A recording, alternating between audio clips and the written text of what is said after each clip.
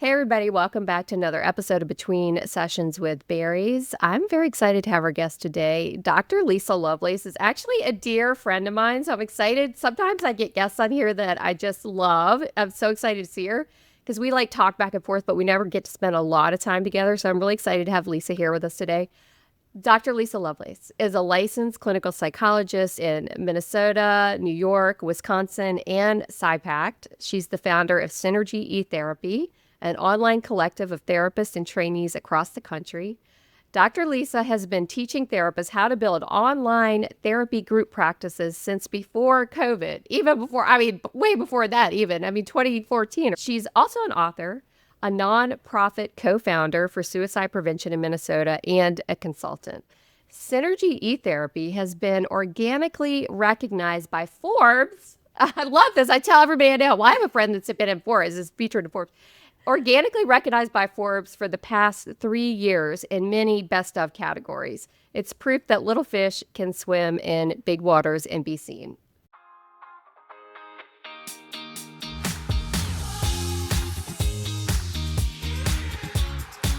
I love that, Lisa. Yeah. I love it. Thank you. What was it? The best of teen therapists, online therapist practice, like all kinds of stuff, right? Yeah. We've had child and teen. We've had CBT. We've had lots of things. Yeah. Just Amazing. Organically. I have to just Google it myself to be like, oh, it's a new year. Did they recognize us again? And I'm like, oh, yeah, they did. Oh, my gosh. I love it. If you go to her website, it's like a banner across the top. I'm like, that looks so cool. It's like, That's amazing.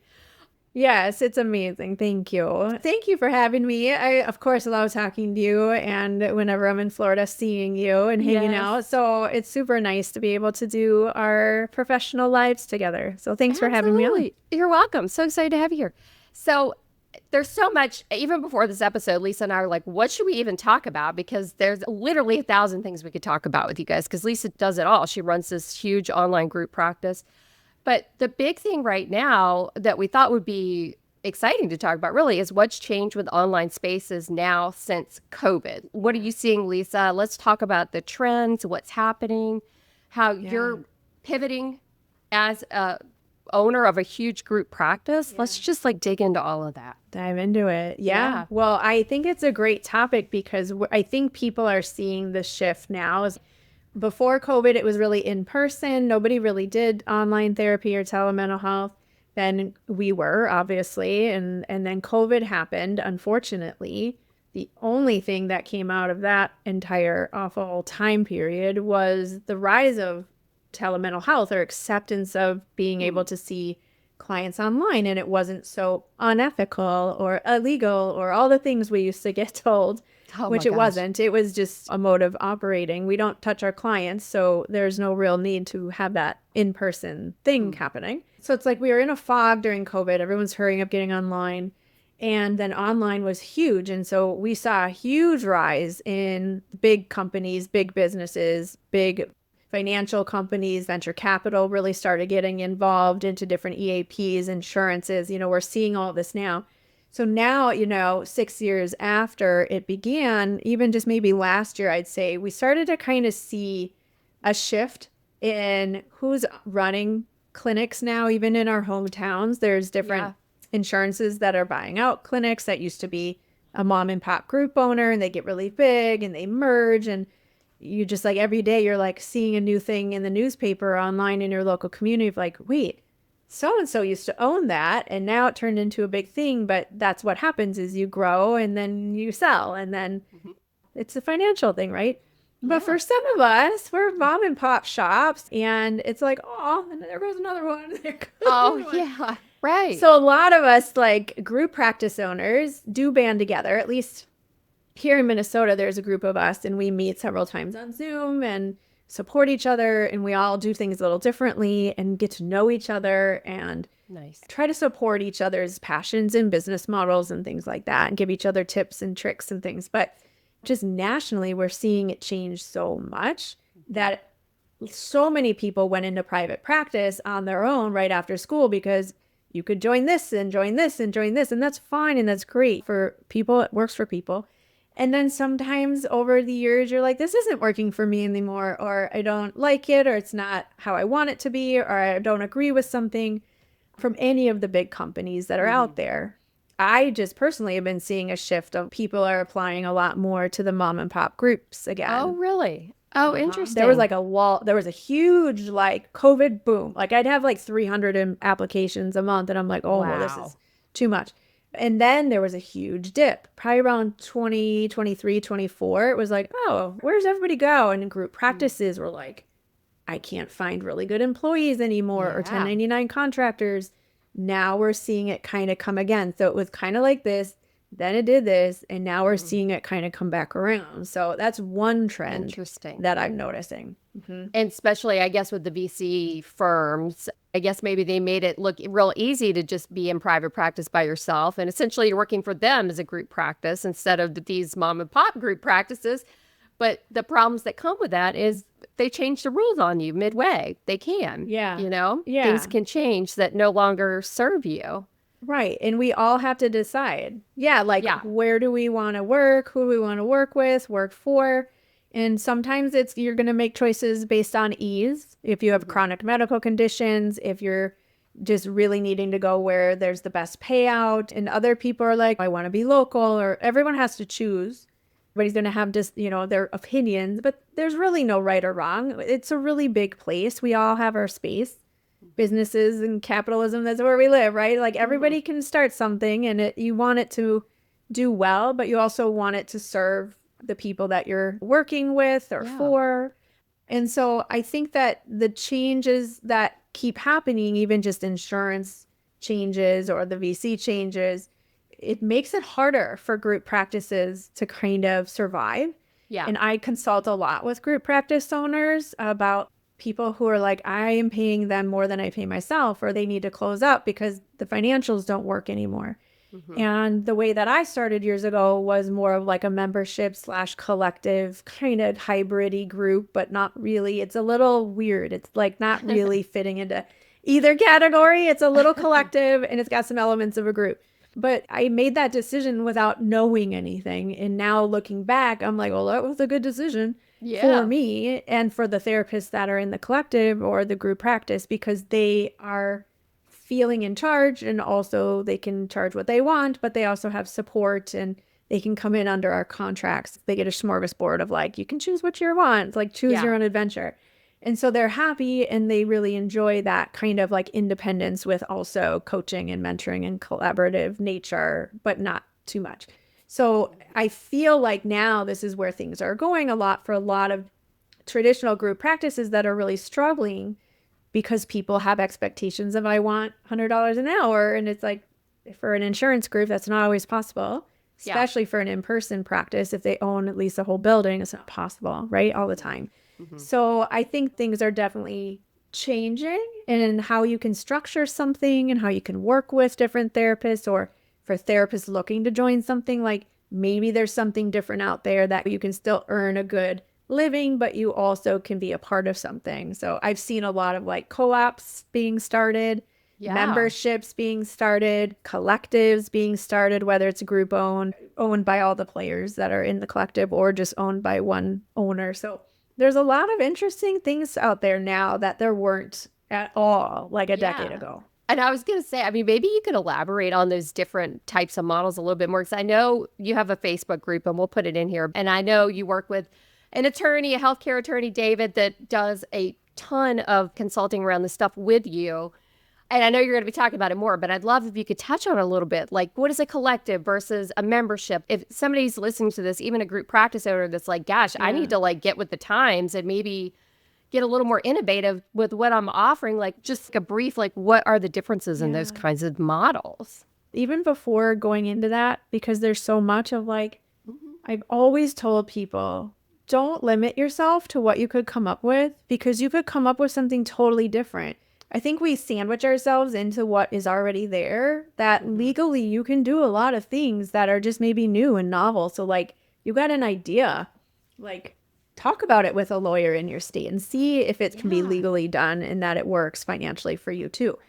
So the traditional group practice, whether it's online or in person, it's a building in person and it's a name on the building and You usually employ the people who want to work there as a W-2. We see this in bigger community mental health centers and clinics and things like that, where you're a W-2. You come in, you get your employee information. Maybe there's benefits or not. Maybe there's stipends for this or not. It just depends on the group. And that's your W-2 employer. They pay your payroll taxes. You work for them. They give you clients. They do marketing. They do billing. It's a lot of work and a lot of time and a lot of money that goes out. I think number one is people don't always realize the group owners are not raking in the bucks. I have to tell you. I believe it. I mean, I think you even said to me one time, like, Kim, why don't you start a group? Like, you could have a group so easy. I was like, hell no. You were like, not a chance. Am I doing that to myself? It seems like a nightmare. And it is for many people. But it works for you. I know you've got a great system and it works great for you. Yeah. But it's not for everybody. You have to want to kind of work all the time. Yeah. You can get to a point, where you have assistants and whatever, but it is a lot of work. And the hope is that you do make an income from your group. You want to make $25K extra, $100K extra, $200K extra from your group practice and maybe even more. But it's not passive income. It's a lot of work. It's a lot of people, moving parts from payroll to lawyers to whatever, right? So that's your traditional group practice. And some of them are struggling more than others these days. Then you have something that's like a membership, right? You have to kind of figure out, well, what would the membership fee be? But maybe it's anywhere from $150 to $500 a month that you want to start something that's like a central hub, and maybe different people's independent practices can be seen from that. Maybe they get different tiers of what they can get in the membership. Maybe you can get supervision in a certain tier or part of your membership, or maybe you get to join insurance contracts if that's something they have that you can bill under their tax ID and they take care of the insurance. Sometimes you'll hear now like the managed services, like organizations like the MSOs, and they're not going to do the therapy, but they're going to do the administrative work. So it's kind of like that in a way. We're going to take care of all this for you. A lot of physicians have those types of groups. Oh, interesting. It's like a MSO. I'm not a lawyer, so don't quote me on this, but I know what I know and I know what I don't know. And so it's like you could do a membership. Of course, you need to figure out what are you going to offer, what are your expenses, and what price points you need people to buy in. But you don't really have a commission split, or you don't have to worry about payroll that way or whatever it might be. It's just kind of like people joining in and collectively. Then there's like a collective. That's kind of what I am. I'm a little hybridy. Like I said, I'm kind of a group and I'm kind of a collective. I should call it a group elective. I don't know. It's like a marketing services agreement, right? Okay. It's, hey, you're going to kind of have a really low membership fee, and also there's going to be a really high commission payout. You take your own clients, you see who you want to see, you work who you want to work, however long you want. There's like zero control. My practice as the collective is like collaborating with you as your own independent practice, right? So it's Kim Tolson LLC is collaborating with Synergy eTherapy. Very similar to like if you were to work for any of the EAPs that you're a contractor for, right? It's kind of the same idea. Not a lot of control over what you do. There's co-ops. I don't know as much about them. I know there's some people posting a lot in Facebook groups about co-ops where they're turning theirs into a co-op. So it's a cooperation and everybody is a member. So they all put in financially towards it and then they all get out financially from it, right? I don't know. That sounds really complicated because you got to have like a mother and somebody running the ship, or a captain. You got to have somebody. Otherwise, it's like you have too many cooks in the kitchen. I don't know how that goes. But there's all these options, right? And then there's probably 10 others that we just haven't thought of yet that somebody will, and we'll come up with it. It's a way for mom and pop local therapists to be together and to do something that runs what they want to do with the therapy, but they're running a business in kind of the background. They're not doing it alone. Yeah, so interesting. So do you think that these newer models, I mean, maybe they're not newer, they're just new to me, but these like more innovative kind of models are more attractive to maybe newer clinicians that are out there, and maybe encouraging them to want to join one of these options instead of maybe doing a solo practice or even like a big tech option? Right. I think so. I'm starting to see it more and more just in the last year. here in Minnesota, there's been two very big insurances that are closed to new practices.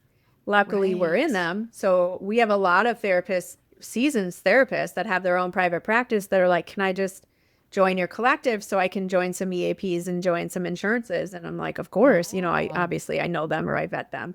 But I'm like, of course. And that's one way to kind of work together and help other people to be able to see clients in the community that they can't through their own practice. And so I think that it's not always our choice. We're running into different obstacles that we weren't running into before. Yeah.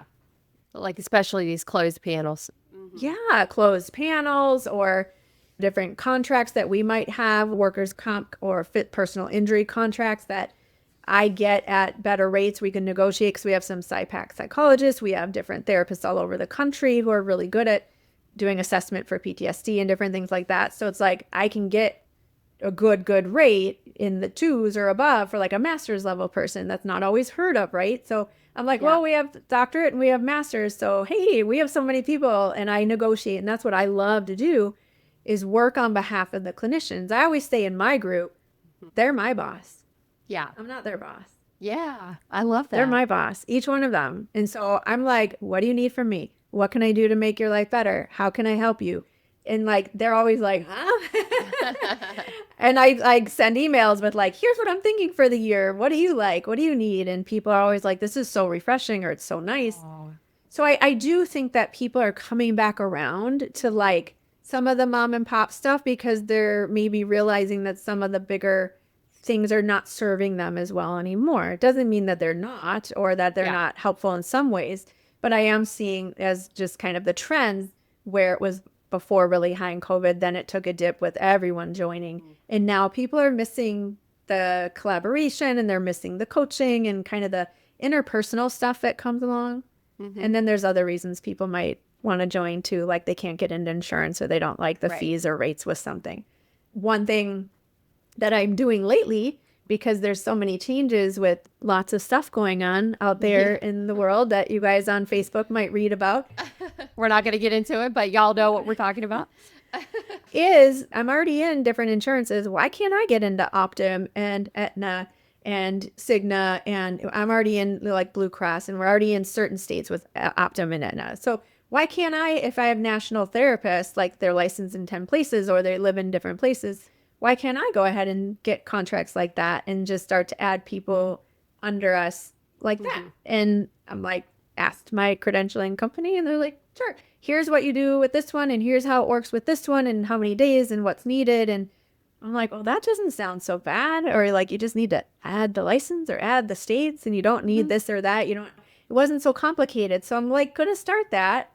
I have it locally and I have some other things locally to different states, but I'm going to kind of see, can I start to do that where if I have a therapist from one state and another therapist from another, they can come under that. We just need to add the state or something. So, oh, interesting. I know. And that goes into like our multi-state course that we created a long time ago is like therapists need to know. It's not just get insurance contracts in different states, but like you have to know the state laws. You have to know how that works. And Kim and I created a course years ago. I digress. But yes, we did. It's a good course. To help therapists that wanted to branch out and be multi-state or group practices that wanted to be multi-state like Lisa's. Right, for sure. Yes. We'll link it down below if you guys want to check it out. It's perfect. It's a really helpful course. Yeah, so that's so innovative. So what I'm hearing you say that like, one, you're totally different than maybe a VC back to group practice that somebody's working for because you actually care. I mean, not that they don't care. I don't want to say that. We don't want to get in trouble with anybody, but you actually care. I know them. I know them all. I know their lives. Yeah. Like I know when somebody has a baby. I know when someone in their family passes away. I know when they're kind of struggling because I don't hear from them in a while. And I'm like, how's it going? Or, we have summits every year that we've had in person. So I literally get to hug them and see them, whoever comes. And I have true, real joy and friendship and relationships with them all. I don't have to have anybody in the collective if I don't want to. It's not that like, oh, I have 3,000 people on a wait list from Georgia, so I'm just going to take anybody. It doesn't work that way. So I really get to choose who I really enjoy, who's ethical, who's a good person. It just seems like a person that's just easy to get along with. There's zero drama, none at all, ever. And so it's really a joy to be able to like be friends with my colleagues because, like I said, they're my bosses. Yeah, I love that. And I actually got to go to one of Lisa's summits, which was so fun. We rode one of those double bikes on the broad walk of Hollywood Beach. It was so fun. Watch out. Yeah, it was really fun. But I could see the culture is what I'm saying. Like, I could see that you've nurtured that a lot. And I think maybe somebody listening to this that is a group practice owner that's worried about clinicians leaving and going. I mean, that is that unique thing that you're offering. If you can nurture and really help your employees or whatever they are to you, depending what model you have, establish themselves and have a career and feel comfortable with you. You know, if you can get that culture going, I think that helps with the success of a group practice. Yeah. I think so too. I help people. So if you're struggling as a solo practitioner or you want to figure out what you want to join or you want to figure out how to expand, I'm happy to help. I'm not a lawyer, I'm not an accountant, but like I know enough to be dangerous and at least give you pointers. Yeah. Well, I know you've helped hundreds and hundreds of therapists build out their group practices. So it's amazing. Yeah. So what can therapists do to sustain themselves? Is the answer join a group practice that offers all the bells and whistles so you don't have to like figure it all out on your own? Or what do you think about that? Yeah. Maybe. Yeah. For some of you. For some of you, it might be more of a collective. For some of you, it might just be your own solo practice in person. Rent an office and get your own insurance contracts and be totally on your own that way and just kind of join some consultation groups. There's no right or wrong, but I want people to really think about what makes them thrive and what makes you burn out less fast and what gives you joy and what gives you financial freedom and what kinds of things maybe you want to diversify. I mean, Kim is the diversification queen. I'm like, what are you doing today? And she's like, 12 things. What? Like, no big deal. I don't know how you do it. And I do a lot too, but I think you far surpass me. So it's like, you have to know what makes you thrive and tick. And so it could be any one of these things. There's no real right or wrong. Your friend might tell you what's right or wrong, or your colleagues on Facebook are sure going to have opinions. Yeah. But you get to decide for yourself. And I think that's the biggest takeaway is like, try something out for a little bit and try your own solo practice. See if you can get an insurance contract. Try some of the VC groups if you want. Try a local group practice or join a collective. Try it out. You can always change, you know. Yeah, it's kind of frustrating or hard if somebody comes in and out, but think about it and really process it and give it a try. Yeah, absolutely. Yeah. And if you are working in a situation that changes all of a sudden, you can pivot. I mean, there's so many options. You can pivot, you know. You don't like it anymore, just do your due diligence with your clients and make sure everybody's transitioning however you're going to transition people, whether it's to solo, group, or VC, whatever you're going to do, and make sure that your clients are taken care of. And also, if you guys need extra support, there's lots of us that help coach and mentor, give consultation in lots of different ways. You don't have to rewrite the wheel. A lot of us have already ridden that truck or that boat. Like, tap into all of us. We have lots of knowledge and what didn't work, what did work, and we can at least help you maybe avoid some pitfalls or what to think about. Could be pitfalls. Absolutely. And could you share, because we also like to talk about on this podcast, like the entrepreneurial side of this stuff. So could you share, I mean, aside from being a mom of two. Everyone. Yeah. And having a husband and all that you do, you're such a great like mother and wife and caretaker and all that. And then you've got your practice. You've also got this entrepreneurial side where you've got courses and a Facebook group and coaching that you do. Maybe you could talk about your courses and what they are. And we don't have to get all into like, how'd you develop them and all that stuff, but just like, what are they and how do they help therapists that might be listening to this and want to build their own model of a group practice like you're talking about? Yeah. Yeah, thank you. Yes, I have all those other roles in my life, and I'm sure somebody in my family would prefer that I, add somebody that can actually like pick up my stuff. You should see my office and clean up a little bit. Or maybe, cook dinners. I don't know. We don't do that anymore. You have to pick and choose. I mean, come on. What do they expect from you? I don't know. Thank goodness I have an amazing husband. He is so great and supportive. But I have courses. I wrote a book when I was grieving about bubble breathing and for kids and emotion regulation. I have a local charity nonprofit here called Shout Out Loud for suicide prevention. We do stuff all year, every year. And so the courses I created pretty much right around COVID time when people kept asking the same things and needing consultation. And I was like, you know what, let me just develop an on-demand course. I have lots of different options for just what to think about in building an online group practice. I have things with privacy policy people that help me at the beginning create my policies. I have different lawyers that are talking about things that you might want to think about. Mm-hmm. I have the multi-state course with you that we put together. Mm-hmm. I have like a mini course that just kind of gives you accounting and legal and like my whole like spider web. It's like, here's the spider web of all the different parts of building an online practice. I don't remember what I called it at this point. Mm-hmm. And then I have like the whole shebang. There's like 3 hours of marketing your practice, or there's stuff about hiring virtual assistants. It's kind of like everything in it. Yeah. I just want people to kind of know a little bit about a lot of things, and then they can go and run with it and open up their own or get consultation. It kind of cuts down a lot of the work for them if they want to build their own in-person or online practice at this point. Everybody's basically online, so it's not as unique and as special as it used to be, you know? Yes. So it's like, oh, even I went and got a little office for my synergy therapist here in Minneapolis and down in Wayzata, Minnesota. Yeah.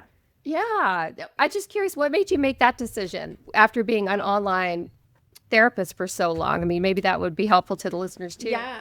Because I mean, online, I mean, that was like your thing with your practice. That was the thing. And now I'm pivoting. You know why? Because times are changing, girl. Like, I have to pivot. And this is what I want everybody to realize is like synergy e-therapy, and it's e-therapy, which e-therapy is what I called it in 2016 because there wasn't anything. I didn't know anything. Yeah. Would I call it something different now? Probably, because nobody realizes there's an E there and what's the E mean and whatever. But yeah, so I'm like, you know what? There were a lot of therapists in my group that were no longer being able to get into some of the better EAPs that paid better, sent a lot more clients. And they're like, do you have an in-person office? And we're like, no. So I'm like, okay, well, I'm seeing times are changing, and we have an in-person address, but it wasn't a place that people were seeing clients. Like my dad and sister-in-law and my brother's office, you know, it's like, I could if I needed to, but it's not the space that we're going to see clients. I think it's time. Like, how do I want to spend my marketing dollars? What do I think is going to be a good return on investment? What do I think is going to be good for my therapist? And it's amongst a co-working space. So we have our own office in this beautiful space. They have a conference room. We did our summit there. It's right on the lake in Minnesota, and it's down in this cute town with lots of restaurants and shops. And I'm like, this is dangerous, but it's also really fun, and it's networking, and it's kind of like the resurgence of some in-person. And it allows my therapist a chance to be in office without having to spend their own time leasing it or whatnot. They do pay into it based on how many days they want to join the co-working space in the office we have. So it's not free to them, but it's part of a membership, right? This is part of the collective membership hybrid group model that I created. So that's very cool. They are loving it. I have 2 therapists so far that are taking up 3 days a week, and I'll just keep telling people more. And they're in our insurance contracts. And it's like, here's all the things you can do. And we can try to get them into different EAPs that send clients and get them more and more growth that they want. So you can't stick to your guns all the time. I can't just be like, what happened to me being the only one online, you know? Yeah. No, now it's not that exciting, and everybody wants to go back in person, you know, kind of thing. So I given it an option. Ah, that's so cool. Now, do you think you'll put it in other states? Because you have clinicians in how many states? I can't even remember. It's 40 some states. Licensed in 45, I'm sure, states. I'm sure it's up there. But physically, I don't know. I have to actually do that math. I would say probably 20 different states. And then some of the therapists on their own, because it's their own practice, they are getting an office space to rent here and there. So they are still doing it under Synergy's umbrella, but they have an in-person office. So we have an in-person addendum intake form, right, of like understanding like this is theirs, this is ours. So keeping everything nice and legal and, you know, how it is. But yeah, I think some of them are dipping their toes into getting some in-person time, not like renting it by the hour or by a day in their state. Synergy has office space to rent in South Carolina. Oh, right. Okay. Because some of our insurance contracts are there. So like we can actually book some rooms in 2 different areas in South Carolina if we wanted to, but we do have to pay for that extra. So I have 2 addresses there that are physical spaces, and we have to just rent it. So like maybe I'm thinking like, if there's a place where there's a lot of therapists and we need a synergy office there, but people are so spread out. And that's the problem. I bet. Yeah. So I don't know. We'll see. Yeah. I'm going to start here and see how it goes. I might like maybe get another one in a different city in Minnesota and just kind of see how it goes here. Yeah. Yeah. That's so interesting. Oh my gosh. Yeah. The other thing I just want to talk about before we run is technology, the technology piece. Since this is the Berries podcast, a lot of times we always want to say, like, are you using technology at all? Are you using AI to help you, like, run this whole intricate system that you're doing, or for note-taking, documentation, anything like that? We love to just hear how people are using AI in their businesses. Well, ironically, I am using Berries, but I began using Berries. Was I using Berries before you were using Berries, or was I using Berries?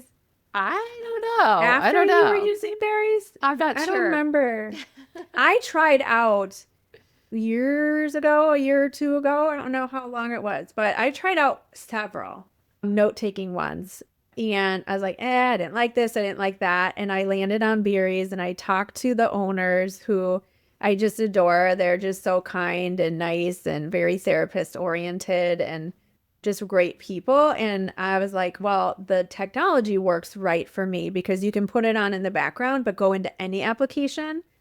And it was so easy to do that. And they've just expanded so much in all their offerings inside of Berries. So then I'm doing it, and I'm like, hey, you guys in my group, I'm like, you should try this. And then like they tried it. There's probably at least 10 of them, I think.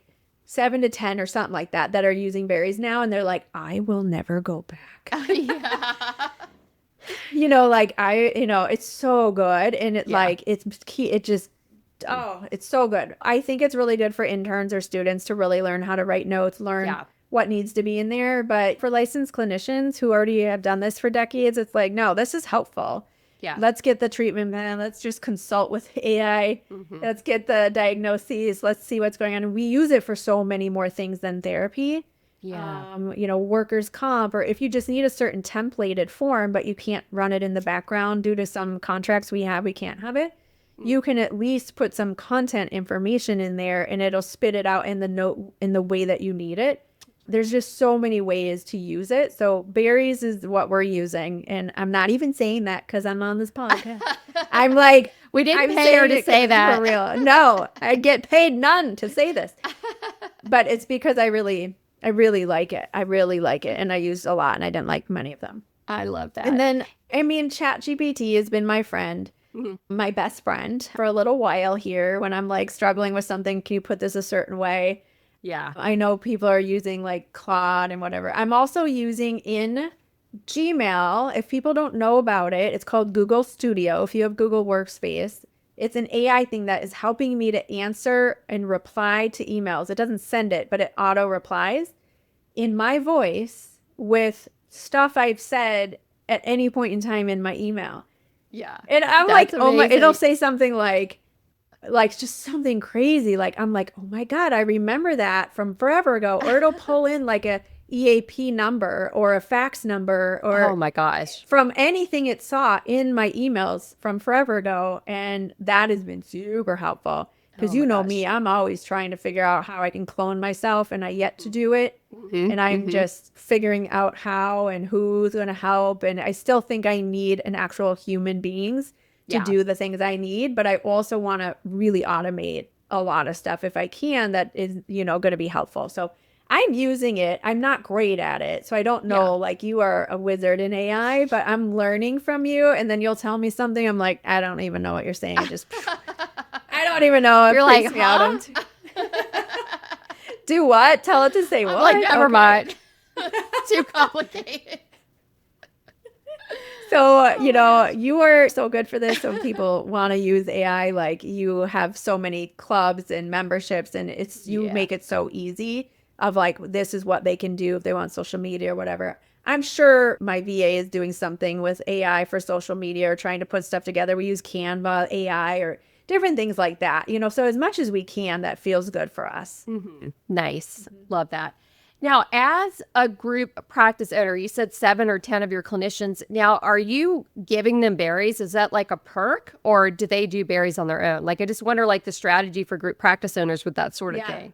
Yeah. Well, I know that you can purchase berries as a group. You'll just need to talk to the owners to figure out like how many people you have and all of the pricing. I couldn't tell anybody. I'm sure it's different.